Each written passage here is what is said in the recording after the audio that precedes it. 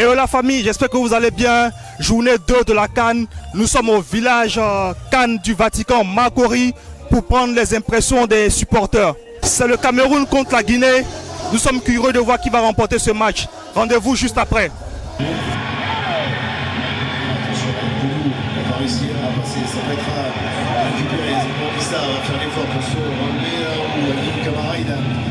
Il n'avait pas les cannes, il a cherché la passe, il a essayé de trouver Vassili Koundé. Je peux vous dire que déjà Diakité il devrait commencer le prochain match parce que là il a été très bon. Sur la pelouse, c'est lui qui laisse le ballon passer avec Nasser de luxe. Avec Gobersong s'est chargé de récupérer le ballon. Voilà, les enjeux pour le Sili. Voilà, pour les Guinéens, il faut absolument jouer là-bas dans les espaces morts. La frappe de Moriba Kourouma. Elle fuse sur la pelouse sans trouver le cadre de Fabrice Sondora. Ouais. Voilà, les quelques situations où on disait qu'aurait le Sili dans cette deuxième période. Chabet qui revient dans le cœur du jeu. Zamboni, ça, la passe axiale. Olivier Tcham qui vient s'empaler sur Aguilou Camara qui est sanctionné par l'arbitre. Attention, parce que là, il y a chance maintenant d'aller chercher la victoire Samuel. Il reste de plus pléthore d'opportunités, peut-être sur ce coup franc pour les Lions indomptables avec le ballon travaillé par Georges-Kevin Koudou, repoussé encore une fois par le signe national avec Diakité qui écarte le ballon. Ça revient sur un coup alors que Issa Gassila s'apprête à faire son apparition sur la pelouse. C'est d'accélérer son échauffement, essayer de tenir pour les dernières secondes avec l'expérimenté latéral gauche guinéen. On va travailler, c'est terminé. Et signe tout le banc.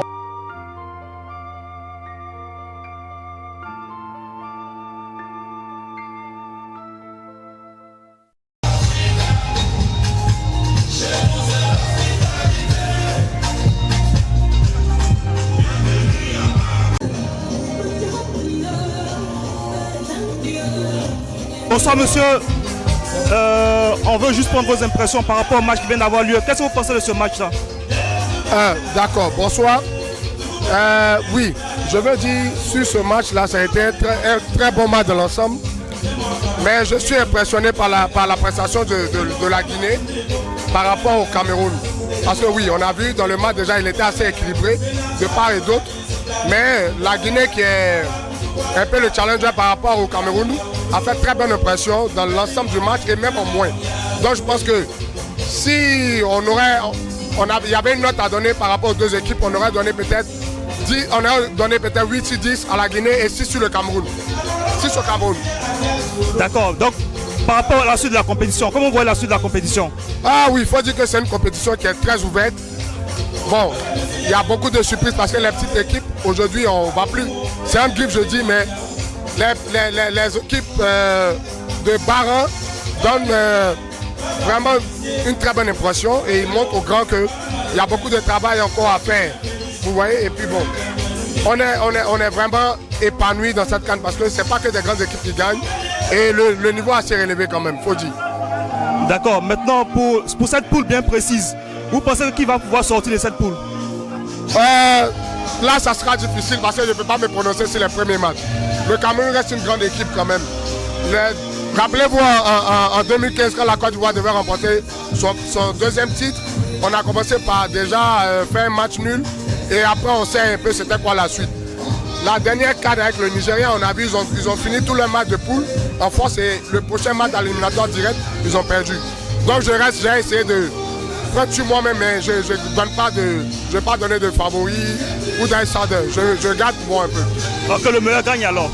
Bah oui, que le meilleur gagne, mais le meilleur, on sait tout ce que ça reste la Côte d'Ivoire. Ok, on espère. Merci beaucoup. Bonsoir monsieur. Vous c'est monsieur? Monsieur Diané Alassane. Monsieur Diané, on vient d'assister à un match entre le Cameroun et la Guinée. Qu'est-ce que vous avez pensé de ce match-là? C'est phénoménal, hein? Phénoménal parce que tout comptait à croire que le Cameroun était favorable, plutôt favori. Mais malheureusement pour eux, il n'y a plus de petites équipes. La Guinée a fait preuve, elle a tenu tête au Cameroun. Et nous, Ivoiriens, on est carrément en joie, quoi. Oui, on est bluffés. Ok, d'accord. Donc, qu'est-ce que vous pensez de la suite de la compétition par rapport à cette poule bien précise? Bon, mais je pense que le meilleur reste à venir, hein, parce que jusqu'à preuve du contraire, comme je l'ai dit, il n'y a plus de petites équipes. Le Cameroun a fait à montrer. Il y a la Guinée, comment on appelle, le Cap Vert aussi, il a démontré hier. Donc je me dis qu'il y a beaucoup de choses à voir. Donc on laisse, disons, c'est des surprises quoi. On va de surprise en surprise. Et je pense que la suite sera encore plus belle. Voilà. Ok, merci beaucoup. Bonne soirée à vous. Ça, monsieur? Votre nom, c'est monsieur Koudou Djei. Monsieur Koudou Djei. On vient d'assister au match entre le Cameroun et la Guinée. Qu'est-ce que vous avez pensé de ce match-là? Comme vous le saviez, vous avez vu les couleurs que je porte. La Guinée devrait gagner. Mais l'homme décide et Dieu dispose. Mais on est satisfait du résultat. D'accord. Maintenant, à la suite de ce match-là, comment vous voyez la suite de la compétition pour votre équipe?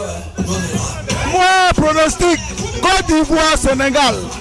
Mais la Côte d'Ivoire gagne cette coupe cette année. Sinon, d'où je viens là, je ne retourne plus. Merci beaucoup. Bonne soirée à vous. Bonsoir, monsieur. Oui, c'est monsieur. Monsieur Fall. C'est Stéphane. Monsieur Fall Youssouf. Monsieur Fall Youssouf. Monsieur Fall Youssouf, on vient d'assister au match entre le Cameroun et la Guinée. Quelles sont vos impressions? Bon, dans l'ensemble, c'était un bon match. On a vu l'équipe guinéenne se rassembler pour faire un bloc. Malgré qu'ils ont eu un rouge.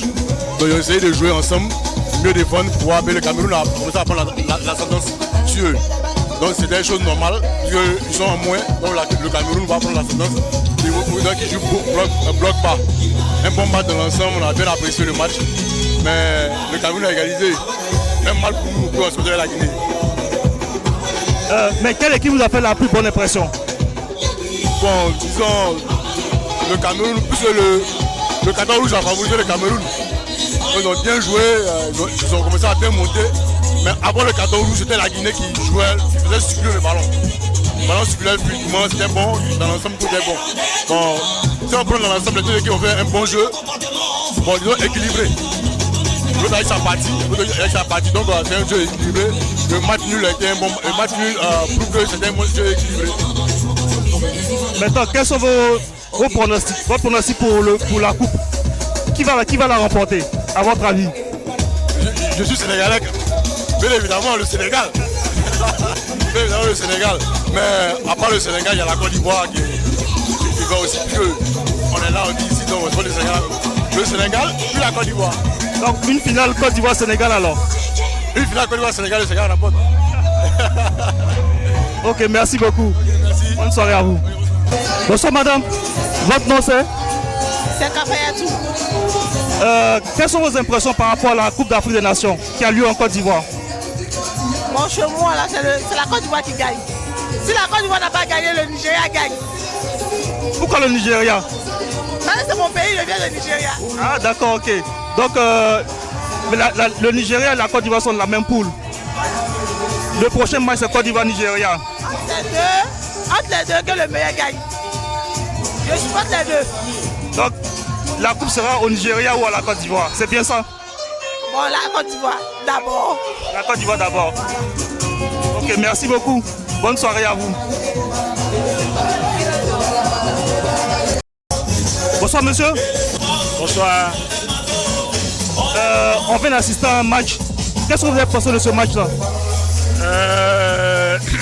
Tout naturellement, je vais dire que le match était assez dynamique, assez équilibré. Ma foi, vous savez, c'est une CAN comme pas les autres. On est en 2024, même si ça devrait se jouer en 2023. Donc, il n'y a pas de petite équipe.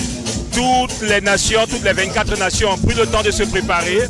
Et puisqu'on parle de l'hospitalité, vous voyez bien évidemment que les organisateurs et également la FIFA ont essayé de revoir les règles. Ce qui fait que de ça partie des règles qui ont été mises en place. Il n'y a plus place à la corruption, il n'y a plus place, n'est-ce pas, à la tricherie, parce qu'une fois, n'est-ce pas, que tu as ça dans la tête, tu essaies de tricher ou à chaque erreur, on peut revenir, n'est-ce pas, avec l'aide ou encore on peut faire recours à la technologie qui est désormais révolutionnaire. Et donc, mais parce que le lion, c'est le lion, on se souvient lors, n'est-ce pas, de notre dernière victoire et notre dernière qualification à la finale. Aujourd'hui, on a la chance également d'être représenté en deux équipes. Vous pouvez voir derrière mon dos. On a le Cameroun qui est le lion indomptable. On a le lion également qui est infiltré sous les ailes de l'éléphant à travers Ndika, Evan. De toutes les façons, on sait quand même que le lion c'est le lion. La course des enfants, c'est le matin. La course des grands, c'est dans l'après-midi. Donc, le lion reste indomptable parce qu'on a deux chances. On a le Cameroun, on a la Côte d'Ivoire. En tant que lion indomptable regorgé, on gagnera la coupe et que Dieu en soit témoin. Je suis Kenny Wafo pour le Cameroun. Inch'Allah. Merci beaucoup. Bonne soirée à vous, merci beaucoup. Merci et je remercie également, n'est-ce pas, cette télévision. J'ose croire bien évidemment, n'est-ce pas, que c'est Africa TV, j'ose croire bien naturellement. Et donc, bon vent à vous et que toutes vos missions soient couronnées de succès.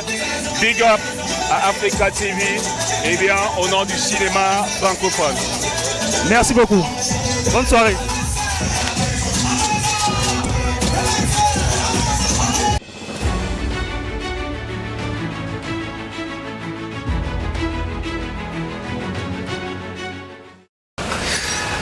Petit débrief des matchs de la journée d'hier. On a eu trois matchs. Le Nigeria était opposé à la Guinée équatoriale, l'Égypte au Mozambique et le Ghana au Cap-Vert. Que dire du match du Nigeria? 1-1. Le Nigeria sur une équipe sur laquelle les gens avaient mis beaucoup. Au finish, c'est un match nul. Les Nigérians se sont fait peut-être surprendre. On n'en sait rien. Une chose est sûre, c'est 1-1 et la Côte d'Ivoire est en tête de ce groupe-là. Quant au match de l'Égypte et la Mozambique, tout le monde donnait l'Égypte vainqueur et le Mozambique était la victime. Mais au finish, c'est un match nul. L'Égypte était en difficulté, en réelle difficulté. Le Mozambique leur a opposé une grosse résistance et au finish, les Égyptiens n'ont pas trouvé la solution. Match nul.